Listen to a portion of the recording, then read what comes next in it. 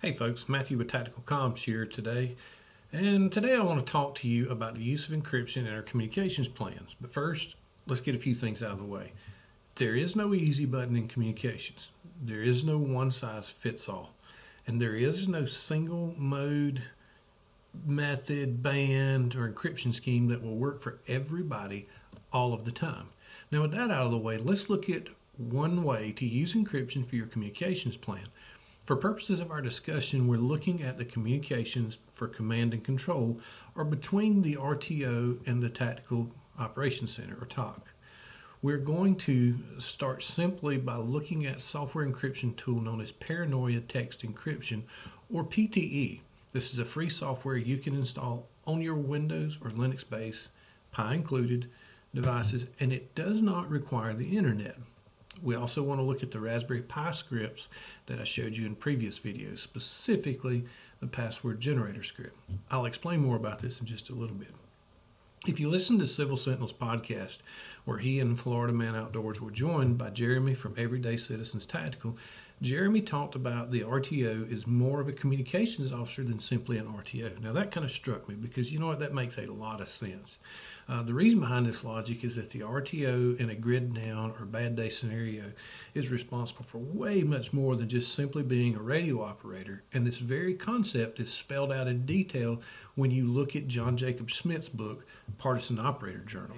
If you aren't already, take a look at Amron, AMRRON.com, and specifically Amron Core. I think would be an excellent possibility for you to get some great training and some great experience.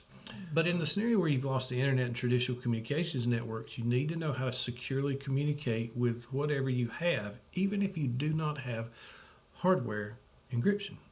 On to PTE. Now, as I said earlier, you want to look at the Raspberry Pi scripts, and I've showed these on both Instagram and YouTube. These are great tools to be able to learn how to generate password keys for you to have the option to encrypt text with Paranoia Text Encryption. And so after you've got a PTE installed, what you want to do is you want to pull up PTE, the text encryption piece of it, and select whatever encryption method you want. It really is not, let's face it, we're going to do more than just this, but for today's purposes, we'll use the standard encryption key that comes with PTE. We use Blowfish. And just type in the text, clear text information. You'll want to type in whatever text you want to. I remember back when I was taking keyboarding in high school, it was now is the time for all good men to come to the aid of their country. You could type whatever you want to in there. Then at the top, you're going to see these two password blanks. And all it wants you to do is enter your passkey and then enter it again to make sure that they are consistent. Now, once you get your text body and the passphrase in, you'll want to hit this encrypt button. And the encrypt button will allow you to create ciphertext using the encryption algorithm in PTE, using the password and using the clear text data you provided in the top. And what you see here is the output. This is encrypted information. And you could send this by email if the internet's working. You can send it by text message if your phones if your phones support this length of text. You want to be careful what you do send it on.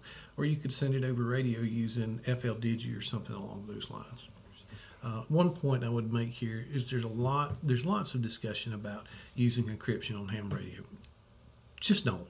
I don't care what your position is, the ham radio self-appointed police, all this stuff, just don't. There's plenty of places we can legally use encryption on RF spectrum. And just don't do it on ham radio. It's not worth the fight. It's not worth drawing attention to yourself. And it's illegal. Let's live in plain sight here.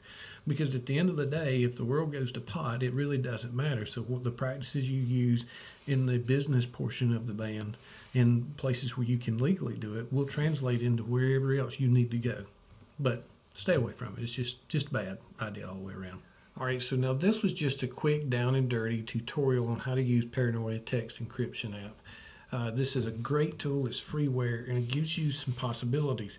Now imagine if you combine this tool with a Brevity Matrix and the use of the randomly generated call signs through the Pi scripts look back in my channel for more information on that.